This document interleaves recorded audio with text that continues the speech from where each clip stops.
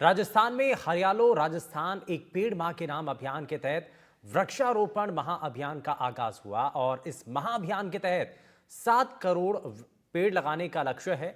और राजस्थान क्षेत्रफल के लिहाज से देश का सबसे बड़ा प्रदेश, जहां देश के भूमिगत जल का महज 1% है। सूखे प्रदेश की जलवायु के लिए वनों और पेड़ों का बहुत बड़ा महत्व माना जाता है। और राजस्थान में राष्ट्रीय वन नीति के मुताबिक वनों का क्षेत्रफल राज्य में 33% होना चाहिए। वन्य जीवों के साथ ही वनवासियों के लिए भी वनों का बड़ा महत्व है। औषधि और तमाम जो चीज़ें हैं, जंगली जानवर हैं, पक्षी हैं, इन सब के लिए पेड़ पौधे वन बहुत ज़्यादा ज़रूरी है। वन हमें ऑक्सीजन भी देते हैं। जलवायु को इंसानों के रहने लायक बनाने के लिए एक भूमिका उनकी होती है। महाअभियान के तहत मुख्यमंत्री ने करौली और दूदू में वृक्षारोपण का कार्यक्रम रखा और इस महाअभियान के तहत पहाड़ियों, चारागाह भूमि, सड़क किनारे अलग अलग जगहों पर पौधारोपण किया गया। वृक्षारोपण महाअभियान के तहत प्रभारी मंत्री जिलों के दौरे पर रहे, जहां इस कार्यक्रम में हिस्सा लेकर लोगों को प्रोत्साहित किया गया है। और आपको बता दें कि इसमें बड़े स्तर पर न सिर्फ इसमें नेता बल्कि अधिकारी, आम लोगों को भी जोड़ा गया है। ये तस्वीरें आप देख रहे हैं, जहां पर अलग अलग इलाकों की ये तस्वीरें हैं। मुख्यमंत्री ने कई जगहों पर वृक्षारोपण किया है। वहीं दूसरी तरफ कई ऐसे प्रभारी मंत्री हैं जिन्होंने वृक्षारोपण के तहत बड़ी संख्या में पेड़ लगाए हैं। वहीं आपको बता दें कि निगम की तरफ से भी खुद 6 लाख पौधे लगाने का लक्ष्य है और अलग अलग संगठनों की तरफ से भी 5 लाख पेड़ लगाए जाने की बात की जा रही है। और इसी से जुड़ी हुई कुछ अलग अलग तस्वीरें हैं, जरा वो तस्वीरें भी आपको दिखा देते हैं।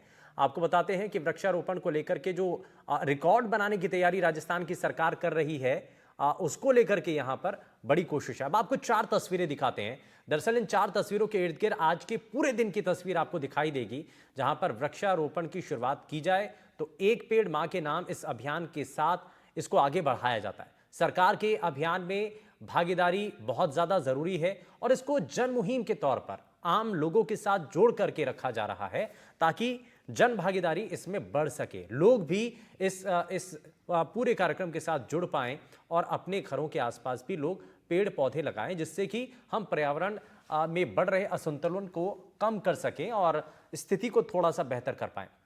ये सिर्फ आज के लिए नहीं बल्कि ये हमारे भविष्य के लिए भी बहुत जरूरी है। इस पर एक रिपोर्ट भी है, जरा वो आपको दिखाते हैं। आज हम कह सकते हैं राजस्थान में हरियालो राजस्थान अभियान की शुरुआत की गई है। एक पेड़ मां के नाम अभियान की शुरुआत की है। खुद उप मुख्यमंत्री दिया कुमारी हमारे साथ मौजूद है। मैम, किस तरह इस अभियान को पूरे प्रदेश भर में चलाया जाएगा? आज इस अभियान की शुरुआत है राजस्थान में, आज और कल, और हरियाली तीज भी है, उससे भी इसको जोड़ा गया है। बहुत खुशी की बात है, हर व्यक्ति को पेड़ लगाने का काम करना चाहिए। वृक्षारोपण का काम बहुत बहुत आवश्यक है। माननीय प्रधानमंत्री जी ने इस अभियान की शुरुआत की है। इसमें हमारे पर्यावरण को बचाने का भी है और इसमें माँ को भी जोड़ा गया है, क्योंकि हम हमारी माँ की रिस्पेक्ट करते हैं, माँ का सम्मान करते हैं। इस वैसे ही हमें हमारी पेड़, जिस पेड़ को हम लगाएंगे उसका भी सम्मान करना चाहिए, उसका रखरखाव भी करना चाहिए। इस अभियान के माध्यम से बीजेपी क्या संदेश देना चाहती है?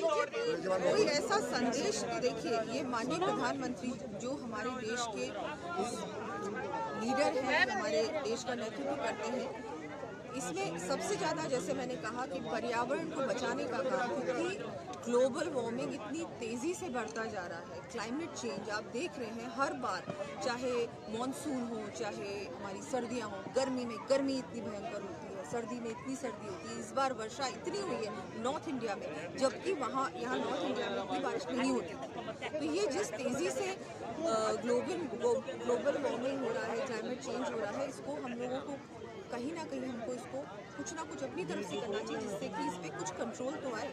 तो जितना हम हमारे फॉरेस्ट कवर को बढ़ाएंगे, जितना हम लोग पेड़ उगाएंगे, ट्री प्लांटेशंस करेंगे, हमारे वाइल्ड लाइफ को बचाने का काम करेंगे, जितना हम इन चीज़ों से जुड़ेंगे, जितना जनता में जागरूकता आएगी, उतना ही इससे बेनिफिट हो। मैम, कांग्रेस ने भी एक ऐसा ही अभियान शुरू किया था, लेकिन वो ज़्यादा नहीं चल कांग्रेस और बीजेपी की बात नहीं हो रही, हम लोग अब बात कर रहे हैं वृक्षारोपण। देखिए, आप देख सकते हैं कि कैसे दिया कुमारी जी ने बताया कि पूरे राजस्थान में ये अभियान चलाया गया है और करीब 2 करोड़ पौधे लगाने का लक्ष्य जो है वो इस अभियान के तहत रखा गया है और कहीं ना कहीं एक विश्व रिकॉर्ड बनाने का प्रयास राज्य सरकार यहाँ करने जा रही है। मुबारक खान, NDTV, जयपुर। देखिए, मैं राजस्थान के यशस्वी मुख्यमंत्री आदरणीय भजन लाल जी का धन्यवाद देता हूं और इस अभिनव हरियाली तीज पे उन्होंने हरियाणा और राजस्थान के एक अनुभव और एक अभिनव अभियान की शुरुआत उन्होंने राजस्थान में की है और पूरे राजस्थान के अंदर लाखों पेड़ लगेंगे। और जैसा कि आप सभी जानते हैं, अपन हर साल प्रतिवर्ष बरसात में वृक्षारोपण का कार्यक्रम करते भी हैं, लेकिन इतनी बड़ी मात्रा के अंदर राजस्थान का जितना वृक्षारोपण हो रहा है, निश्चित रूप से ये एक वर्ल्ड रिकॉर्ड बनने वाला है। और पूरे भारत, पूरे प्रदेश के अंदर हर्षोल्लास से सभी वर्गों के लोग, सब लोग इसमें सहभागी बन रहे हैं। मैं माननीय मुख्यमंत्री मदन लाल जी का इसके लिए आभार प्रकट करता हूँ। आज भरतपुर में भी हमने ये कार्यक्रम किया है और पहले भी प्रशासन इस और आमजन इस काम में लगे हैं। आज भी हमने इसकी शुरुआत की, आगे भी काम करते हैं। तो ये महाअभियान शुरू किया गया और एक बड़ा लक्ष्य यहाँ पर तय करने की कोशिश है और इसके जरिए न सिर्फ आज बल्कि हमारा जो भविष्य है उसको बेहतर बनाने की दिशा में एक और कदम आगे बढ़ने की तैयारी यहाँ पर की गई है। इन्हीं को तमाम चीज़ों को जरा समझने की कोशिश करते हैं, क्योंकि राजस्थान के लिहाज से पर्यावरण को संतुलित रखना, इसको बेहतर बनाना, वृक्षारोपण, ये बहुत ज़्यादा ज़रूरी है। इसी को ज़रा समझने की कोशिश करते हैं और इस बीच हमारे साथ कुछ खास मेहमान कार्यक्रम में जुड़ चुके हैं। आपको मिलवा देते हैं उनसे। बीजेपी से प्रवक्ता नम्रता सिंह हमारे साथ कार्यक्रम में जुड़ चुकी हैं। हमारे साथ कांग्रेस पार्टी से प्रवक्ता सुखदेव सिंह चौहान जी हैं। हमारे साथ पर्यावरण विशेषज्ञ मनोहर सिंह राठौर जी हैं और पर्यावरणविद राजेश कृष्ण जी हमारे साथ कार्यक्रम में जुड़ चुके हैं। सभी का बहुत स्वागत है। लेकिन यहाँ मैं शुरुआत सबसे पहले मैं नम्रता जी आपसे ही कर रहा हूँ, क्योंकि जिस तरीके की तस्वीरें देखने को मिली हैं उसको लेकर के ये माना जा रहा है कि बीजेपी जो है या सरकार जो है, क्योंकि प्रधानमंत्री नरेंद्र मोदी ने एक संदेश दिया और उसको अब अक्षरशः पालन करते हुए राजस्थान के अंदर भी एक बड़ा लक्ष्य तय किया गया है।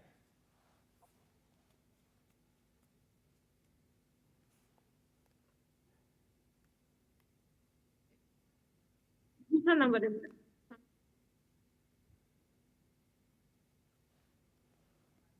चलिए, कुछ टेक्निकल इशू आ रहा है, उसको ठीक कर ले, लेकिन उससे पहले मैं जरा राजेश जी को भी जोड़ लेता हूँ। राजेश जी और मनोहर जी, मैं जरा दोनों से एक एक रिएक्शन लेता हूँ। मनोहर जी, पहले आपसे, आप क्योंकि राजस्थान के लिहाज से पर्यावरण और ख़ास करके वृक्षारोपण, पर्यावरण संतुलन के लिए जो कदम हैं ये और भी ज़्यादा ज़रूरी और भी ज़्यादा महत्वपूर्ण हो जाते हैं, क्योंकि एक बहुत बड़ा हिस्सा जो कि सूखे की मार हमेशा से झेलता रहा है, पानी की कमी यहाँ पर अक्सर रही है। तो ऐसे बड़ा संदेश यहाँ पर देने की कोशिश होनी चाहिए, जो कि दी भी जा रही है। आपको लग रहा है इससे कुछ परिवर्तन आ सकेगा? देर सही, एक छोटी सी शुरुआत सही, लेकिन सही दिशा में आगे बढ़ रहे हैं क्या? इसमें मेरी सोच थोड़ी भिन्न है। भिन्न इस सेंस में है कि अभी पीछे अखबार में एक खबर आई थी कि जो झुंझुनू और खेतड़ी और ये जो एरिया है, कोटपुतली, शाहपुरा और दिल्ली की साइड जाने वाले सारी रोड है, यहाँ से ट्रैक्टर ट्रॉलियां भर भर के पेड़ कट के और हरियाणा में जाके मंडी में बिकते हैं। तो पेड़ लगाने से पहले हमारे पेड़ की कटाई रुकने का भी कोई प्रयोजन होना चाहिए ना, पहली बात। और अगर आप पेड़ आकर लगाएंगे और कटा के बेचते रहेंगे और पुराने सारे पेड़ बिक जाएंगे तो फिर तो दिख ही रहा हमें क्या होगा पर्यावरण का। अब दूसरी बात यह है कि क्या आपकी पेड़ लगाने की कोई पॉलिसी है क्या, या आपने मुंह उठाए चल दिए कि साहब पेड़ लगाएंगे 1 करोड़, ये पता नहीं कहाँ लगाएंगे, क्यों लगाएंगे पेड़। क्योंकि इस पे निर्भर करता है कि पेड़ किस काम के लिए लगा रहे हैं आप। मेरे हाईवे में बहुत ज्यादा पोल्यूशन हो रहा है तो वहां कोई पेड़ और दूसरी किस्म का लगेगा, मेरे पार्क में कोई और लगेगा, मंदिर के पास कोई और पेड़ लगेगा, शहर में कुछ और लगेगा, घर में कुछ और लगेगा। कौन सा पेड़ कहाँ, उसकी ऑब्जेक्टिव क्या है। मेरा ऑब्जेक्टिव है कि न्यूट्रिशन मिले तो मैं फलदार पेड़ लगाऊंगा। अभी जो पेड़ लगाए हुए हैं पार्कों में, जो पेड़ लगाए हुए हैं, ऐसे ऐसे पेड़ हैं जिनको ना उसके पेड़ पत्ते कोई बकरी खा सकती, कोई जानवर नहीं खाता, उस पे कोई चिड़िया घोंसला नहीं बनाती, उसका लकड़ी किसी काम में नहीं आती। तो आप ऐसे पेड़ क्यों लगा रहे हैं। बल्कि ऐसे भी हैं जो बच्चों को अस्थमा होता है।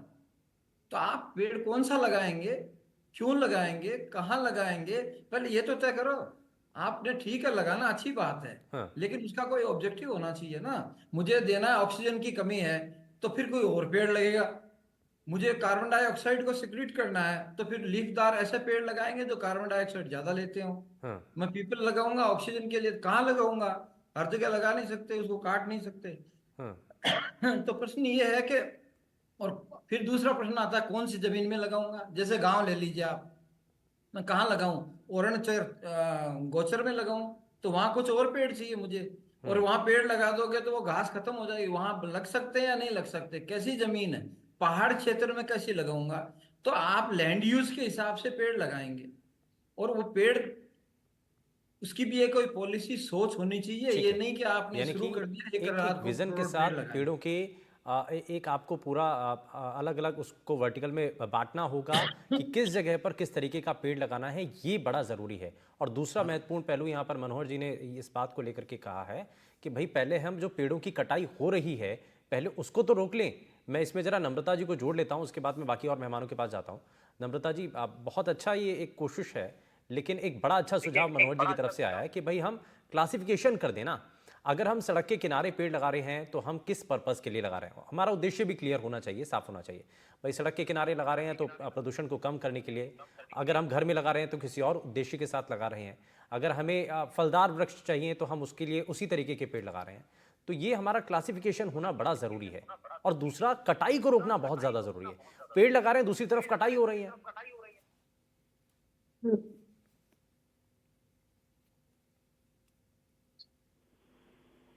देखिए, सबसे पहले तो मैं सभी को, आज सभी प्रदेशवासियों, देशवासियों को हरियाली तीज की बहुत शुभकामनाएं देना चाहूंगी। आज राजस्थान में, पूरे देश में चारों ओर हरियाली तीज की रौनक छाई हुई है और समृद्धि की आभा जो है पूरे प्रदेश में छाई हुई है। और अब अगर हम बात करें पर्यावरण की, तो जो भारत देश है वो आदि अनादि काल से ही जो है सनातन संस्कृति ने पर्यावरण के साथ सामंजस्य बैठा करके जीवन जीने की पद्धति सिखाई है। और इसी उपलक्ष्य में आज हरियाली तीज के जी दिन हम हाँ। प्रदेश भर में 5 से 7 करोड़ के पौधे से ज्यादा पौधे लगाने के लिए हम लोग, चाहे बच्चा हो, बुजुर्ग हो, एक अदना सा सामान्य नागरिक हो, या फिर एक हमारे राजस्थान के माननीय मुख्यमंत्री जी हो, सभी इस मिशन पे लग गए हैं। सभी जो है राजस्थान में वृक्षारोपण, पौधारोपण, पर्यावरण संरक्षण पे लग गए हैं। अब माननीय ने एक सवाल किया था कि हम पौधारोपण तो कर देंगे पर उनका संरक्षण कैसे होगा, तो इसके लिए भी हमारी पूरी प्लानिंग की गई है। मनरेगा ने 3 साल तक किसी भी पौधे को लगाएगा तो उसका संरक्षण करा जाएगा। अगर वर्षा ऋतु के अंदर कोई भी पौधा लगाया जाता है तो वो 2 साल में वृक्ष बन जाता है। और पेड़ों की पौधे कटाई को की लेकर के क्या किस्म एक्शन होगा देख फिर? करके, ये भी तो तय करना होगा कि एक तरफ आप मुझे पेड़ आपकी लगा रहे हैं, आवाज दूसरी नहीं तरफ आ सबसे रही पहले है। आपको पेड़ों की कटाई को रोकना होगा। मुझे आपकी आवाज नहीं आ रही है। चलिए मैं वापस लौटता हूं नम्रता जी आपके पास। हमारे साथ सुखदेव जी भी हैं। सुखदेव जी, एक चीज बताइए कि आपको लग रहा है कि देखिए कोशिश अच्छी है, मंशा ठीक है कि भाई पेड़ लगा रहे हैं, एक अच्छी कोशिश है, आपको इसमें क्या नजर आ रहा है? सुखदेव जी, मुझे सुन पा रहे हैं जब भी आप? जी पर्यावरण के लिए और मानव जाति के लिए तो हाँ हाँ, मैं सुन पा रहा हूँ। आपको आवाज आ रही है जी मेरी? जी बिल्कुल, बताइए सर। हाँ, देखिए शुभेंदु जी, हाँ हाँ, बात ऐसी है कि जब मंशा अच्छी हो और जब कार्य अच्छे हो, और वो भी अगर पर्यावरण के प्रति ऐसे कार्य किए जाए तो दिल खोल के कांग्रेस उसका स्वागत करती है। लेकिन विषय इस बात का है कि ये लोग इवेंट बनाने में मास्टरमाइंड है। ये नोटबंदी के नाम पर लोगों को लाइन में लगाकर इवेंट बना दिया जाएगा, तो ये भी कहीं ना कहीं ये वृक्षारोपण और पौधारोपण जहां तक लगता है कि एक इवेंट ऑर्गेनाइज है। और अब तो मैं हमारे प्रदेश के मुख्यमंत्री भजनलाल जी से ये निवेदन करना चाहूंगा कि पर्ची से थोड़ा सा बाहर निकले और राजस्थान की यथा स्थिति को देखते हुए अपने खुद के कार्य करें, ना कि वहां से, अभी मैंने आप ही के चैनल पे डिप्टी सीएम दिया कुमारी जी को सुन रहे थे कि यशस्वी प्रधानमंत्री जी की देन है। तो आपके मार्फत में प्रधानमंत्री जी से या केंद्र सरकार से हम पूछना चाहते हैं कि विगत 10 सालों के अंदर आदिवासी क्षेत्रों में जितनी वन कटाई हुई है, जितनी खदानों की बिक्री हुई है, आज तक आदिवासी 2-2 सालों से वहां पे भूख हड़ताल पे है। वहां तो आप लगातार जंगल काट रहे हैं, अब आप कह रहे हैं कि हम 8 करोड़ नए पौधे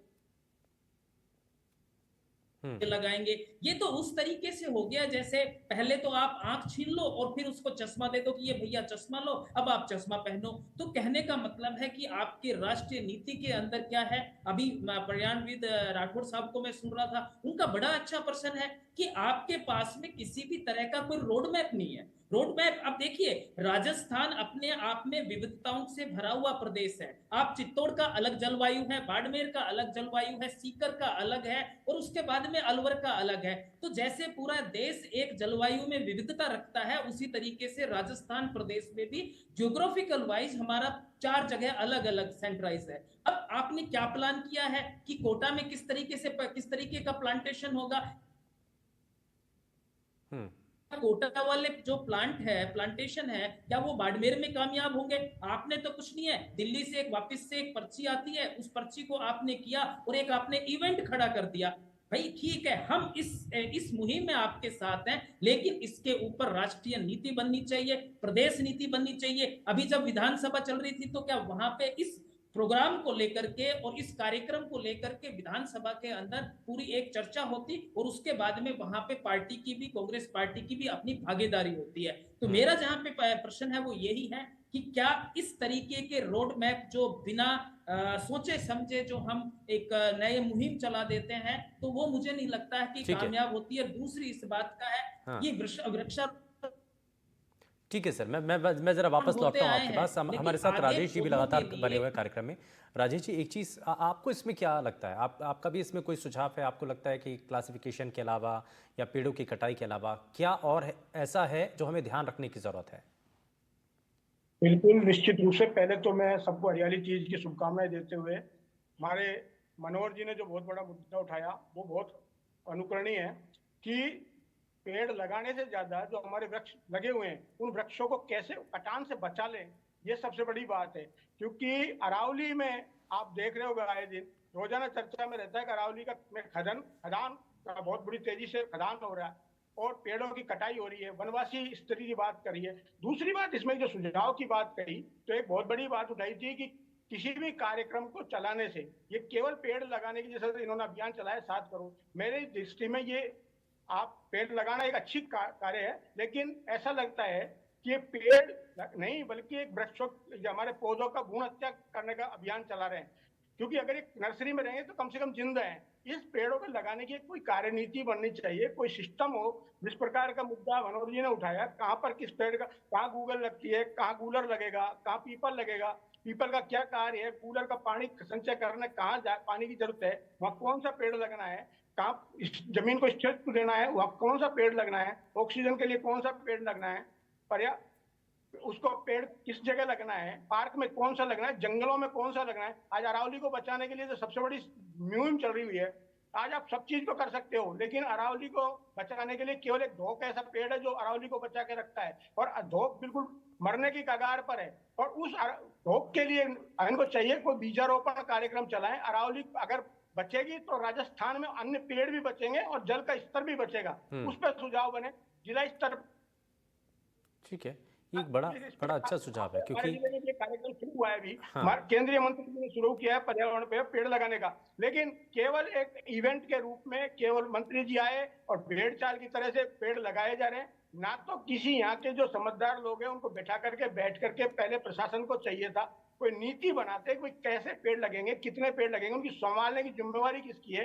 एक तरफ पानी की समस्या से ग्रसित है और आप पेड़ वो लगा रहे हो जिनको पानी की आवश्यकता है और पानी ज्यादा सोखेंगे, फिर कैसे आप सर्वाइव करवा पाओगे? बिल्कुल यही सवाल है। और राजस्थान जैसे प्रदेश के अंदर जहां पर पहले से पानी की कमी है, बहुत बड़ा हिस्सा जो कि सूखे की मार से हमेशा से जूझता रहता है, जहां पर पहले से पेड़ पौधे जो लगे हुए हैं उनको पानी की कमी की वजह से वो खत्म हो जाते हैं। तो ऐसे में बाकी नए सिरे से अगर आप पेड़ पौधे लगा रहे हैं तो एक बड़ा चैलेंज के रूप में है। मैं सर ठीक है, मैं जरा मनोहर जी को वापस से जोड़ लेता हूं इसमें। जरा मनोहर जी, एक चीज तो बताइए कि अब जिन पेड़ों को लगाया जा रहा है, जिन पौधों को लगाया जा रहा है, उनको पानी की भी जरूरत है। अब पानी की व्यवस्था कैसे होगी? आज तो फोटो सेशन करके नेताजी चले जाएंगे और पेड़ लग भी जाएगा, पौधा लगा देंगे, लेकिन उसकी देखरेख कैसे होगी, उसको पानी कौन उपलब्ध करा सकेगा, ये भी तो तय करना होगा। ठीक है, मैं तो कॉल पे, मैं तो बैठी हूँ दादा, आराम से डिबेट से जुड़ी। मनोहर जी बताइए सर। बोल दूंगी मैंने। एक एग्जांपल है, एक व्यक्ति है जिनको काफी अवार्ड मिल चुके हैं, FAO से रिकॉग्नाइज्ड है, सुंडा राम जी हैं। और वो सीकर, ये क्या नाम, अपने भैरव सिंह शेखावत जी के गांव के पास के रहने वाले हैं। वहां पर उन्होंने ये बताया 1 लीटर में पेड़ लगाया जा सकता है और फिर जिंदगी भर पानी देने की जरूरत नहीं उसकी। लेकिन उसके एक तरीका है, साल के कौन से महीने में लगे, उसके लिए कैसा गड्ढा हो, क्या तैयारी करें, 1 महीने तक तैयारी होती है, उसके बाद पेड़ लगाओ, 1 लीटर पानी दो, फिर जिंदगी भर देने की जरूरत नहीं। और उन्होंने करके दिखाया। एक एग्जाम्पल तो ये है। हाँ। दूसरा एग्जाम्पल ये है कि पेड़ जब लगाते हैं तो आप स्कूल में दो, बच्चे को दो और उसको इनाम रखो कि तेरा पेड़ अगर 2 साल जीवित रहेगा तो तेरे को इनाम मिलेगा। हाँ। इसी तरह उसको, उस पर पेड़ को बचाने का भी जिम्मा किसी के साथ में दिया जाए। हाँ। ये लेकिन एक महत्वपूर्ण बात और मैं आपसे कहना चाह रहा हूँ कि जो हमारे यहाँ अभी राजस्थान में जो अभी आपने बताया कि अरावली को बचाओ, तो फॉरेस्ट डिपार्टमेंट क्या कर रहा है कि वो धोख तो लगा नहीं सकता, धोख ऐसे उगता भी नहीं है उसकी, उसको अगर बचा लें जड़ों से पनप जाए तो ठीक है। तो उनको हरियाली दिखाने के लिए विलायती बबूल को उन्होंने प्रोपेगेट कर दिया। अब वो पूरे देश के, अपने प्रदेश के अंदर विलायती बबूल फैल गया। अब उसने जगह रोक ली, पहले उसकी कटाई करो, उसको हटाओ और उसकी जगह आप उपयोगी पेड़ लगाओ, तब ठीक है। तीसरी बात ये है कि अभी मैंने सुना था बाड़मेर में पेड़ लगाने के लिए, जैसलमेर में, तो कह रहे हैं वहां जामुन लगाएंगे, आम लगाएंगे, कोई कह रहा है। अरे कितने पागलपने की बात है कि आप लोकल वेजिटेशन जो अभी एक आपने पार्टिसिपेंट ने कहा था कि भाई जैसा एग्रोक्लाइमेटिक जोन है और वहाँ की जैसी वनस्पति है, जैसा इकोसिस्टम है, उसी के प्लांट लगेंगे वहां और वही ठहर सकेंगे। अभी जब 50 डिग्री आया तो आपने देखा होगा शहर में घरों में जितने भी ऑर्नामेंटल प्लांट है वो जल गए, बहुत सारे प्लांट। तो आपको ये भी देखना पड़ेगा। लेकिन बाड़मेर में 50 डिग्री रहती है, वहां जाल और बूंदे और ये तो बिल्कुल नहीं जले। तो आपको ये देखना पड़ेगा कि ये 50 डिग्री जो क्लाइमेट चेंज हो रहा है, इसके कारण क्या होने वाला है, कौन से प्लांट लगाएं जो ठहरेंगे। आपने 2 साल लगा दिया और वो 1 डिग्री बढ़ा और प्लांट अच्छा, गायब। कोई मतलब कुछ ऐसे पौधे होते हैं या कुछ ऐसे प्लांट हैं जो जिनको आपको मतलब कहीं भी लगा सकते हैं, कुछ ऐसे यूनिवर्सल प्लांट भी हैं जो हर जगह एडजस्ट कर जाते हैं, तो ऐसा भी कुछ है जैसे पीपल के बारे में कहा ऐसे जाता है ना। हाँ। जैसे खेजड़ी राजस्थान में कहीं भी लगा लो आप, हाँ। नीम कहीं भी लगा लो, बड़ कहीं भी लगा लो, पीपल कहीं भी लगा लो। कुछ पौधे हैं ऐसे, और भी लिस्ट बहुत लंबी चौड़ी है जो कि आप लगा सकते हैं। तो और लेकिन कहाँ लगाएंगे, ये बहुत जरूरी है। आप स्कूल में कौन सा लगाएंगे, अभी ऐसा लगाते हैं अगर न्यूट्रिशन किसी बच्चों को मिले, अच्छा है ना, जामुन के लगे और फलदार पेड़ लगे तो अच्छे हैं। जहाँ प्रोटेक्शन भी हो, जहाँ पानी दिया जा सके, हैंडपंप के साथ जोड़ दीजिए। मतलब बहुत सारे तरीके हैं पानी को बचाने के भी। ड्रिप दे दीजिए, मटकी में पानी डाल दीजिए, एक छेद कर दीजिए, एक बार भर दिया आपने, कई दिन चले। मतलब बहुत सारे तरीके हैं। लेकिन ये सब उस पर निर्भर करता है कि आपकी कोई प्लानिंग पॉलिसी हो, किस उम्र का प्लांट लगाएं। नर्सरी में मिलेगा क्या, नर्सरी में सारे ऐसे प्लांट, कई बेंगलोर से इधर उधर से लाए हुए प्लांट हैं, अब वो लाओगे तो यहाँ तो मर ही जाएंगे वो।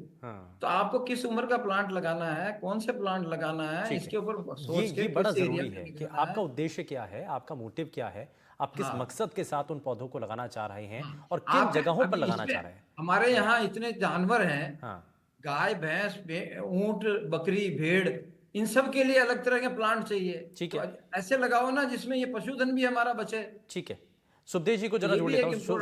है। ठीक है सुखदेव जी, एक चीज बताइए कि आपने भी सरकार में रह करके काम किया, आपको नहीं लगता कि कुछ ऐसे सुझाव, ठीक है हर सरकार के, आप दूसरी पार्टी तो हमेशा से उसका विरोध ही करती है, लेकिन इसमें कुछ चीज़ें तो अच्छी हैं। एक बात यह है कि चलिए शुरुआत तो हो रही है, पौधे लगाना एक अच्छी बात है। अब वो बात अलग है कि क्लासिफिकेशन होना, पेड़ों की कटाई रोकना, ये बहुत सारे ऐसे काम हैं, है ना। आपने खनन का भी एक मुद्दा उठाया था, खनन को कम करना, लेकिन आपने सरकार में रहते हुए काम किया, आपने देखा बहुत बारीकी से, तो इस सरकार को कुछ सुझाव ही दे दीजिए जो आपको लगता है कि आप अगर अपने समय में रह करके करते या आज आपकी सरकार होती तो आप करते। सुभेंद्र जी, वो मैंने सबसे पहले वो चीज कही कि पर्यावरण को लेकर के आम जन की जो भागीदारी है वो सुनिश्चित की जानी चाहिए। साथ में पेड़ लगाना और पेड़ लगाना अपने आप में एक राष्ट्रीय नीति का हिस्सा है, तो प्रदेश के अंदर नीति तय होनी चाहिए। जैसा कि अभी कहा जा रहा है कि ये एक बहुत बड़ा महाअभियान है जो विश्व रिकॉर्ड धारी करेगा, तो आपको विपक्ष के साथ में बैठ के, पार्टी के साथ में बैठ के, पर्यावरणविद लोगों के साथ में बैठ के, बहुत सी संस्थाएं हैं जो काम कर रही है, उन लोगों के साथ साथ में बैठ के, और अभी तो कितना सुनहरा अवसर था विधानसभा का, वहां पे बैठ करके किस चीज को लेकर के आते, उसके ऊपर चर्चा करते, और चर्चा करने के बाद में प्रदेश के अंदर एक नीति बनती है, और उस नीति के तहत में इस पर्टिकुलर कार्यक्रम को अगर आगे लेके जाते, और जैसे ही जब कार्यक्रम सफल होता तो खुशी हमें भी होती और खुशी सरकार को भी ठीक है, होती मैं है। इसमें हाँ, ठीक है, बहुत समय थोड़ा सा कम है, मैं जरा जल्दी से एक कार्यक्रम रिएक्शन है, इसमें चाहे नम्रता जी हम से भी ले उसका लेता हूँ। स्वागत नम्रता जी, करें। ठीक है सर। नम्रता जी, एक चीज़ बताइए, ये एक बड़ा अच्छा सुझाव है सुदेश जी का कहना है कि इसमें आप अकेले लगे हुए हैं, आप इसमें बाकी राजनीतिक दलों को भी लेकर के आइए। अगर आप ऐसा एक सार्वजनिक तौर पर एक मुहिम लेकर के आते जिसमें आप नेताओं को भी जोड़ते, राजनीतिक दलों को भी इसमें जोड़ते, तो ज़्यादा बेहतर होता। देखिए, यह जो मुद्दा है, यह जो कार्य हम कर रहे हैं, जिसमें बच्चे से लेकर के सीएम साहब तक लगे हुए हैं, और हमारे माननीय मोदी जी ने ये नारा दिया है, एक पेड़ माँ के नाम। तो यह कोई न्योता देने का कार्य नहीं है कि हम बैठ करके न्योता देंगे और फिर लगाएंगे। ये हर जनप्रतिनिधि का, हर जनता का, हर जागरूक इंसान का एक कर्म है, धर्म है कि वह एक पौधा लगाए। यह पर्यावरण के लिए जरूरी है, ना कि किसी राजनीति कार्य के लिए जरूरी है। यह राजस्थान की वह भूमि है जहां पर अमृता देवी जैसी महान मातृ शक्ति ने 363 लोगों के साथ में इतना बड़ा बलिदान दिया था। तो यह कोई न्योता देने की वह मुहिम नहीं है। अभी भी यह आपको हमारा लग रहा है कि सबका इस धर्म अभियान है। के अंदर देखिए यहाँ पर एक्सपर्ट भी बैठे हैं, एक्सपर्ट ने मिलकर के बहुत सारे अच्छे पौधारोपण सुझाव करना दिए हैं। चाहिए। उन्होंने इस अभियान को सार्थक बनाने के लिए बहुत सारे पॉइंट रखे हैं। आपको लगता है कि कुछ सुधार करके इसको और ज्यादा बेहतर बनाया जा सकता है? 7 करोड़ पौधे लगाएंगे। हाँ, और यह जो टारगेट है, यह सभी प्रतिनिधियों द्वारा, नेताओं द्वारा, जनप्रतिनिधि द्वारा, आम जनता द्वारा, माताओं बहनों द्वारा करा जाएगा। इसके लिए अगर ड्रोन से भी अगर वन क्षेत्रों में बीजारोपण किया जाए या किसी भी तरह से किया जाए, अगर हर एक बड़ा वाजिब सा सवाल है नम्रता जी, अगर आप मुझे सुन पा रही हैं तो भी हमारे लिए यह सही होगा। मेरा सवाल आपसे ये है, और एक्सपर्ट भी ये जानना चाह रहे हैं, भाई जिस जगह पर मान लीजिए आपने जैसलमेर के अंदर अगर आप कोई पौधारोपण कर रहे हैं तो वहाँ की परिवेश के अनुसार ही वहाँ की पौध कौन सी लग सकती है, वही तो पौधा लगाएंगे ना, वही तो बीज लगाएंगे आप।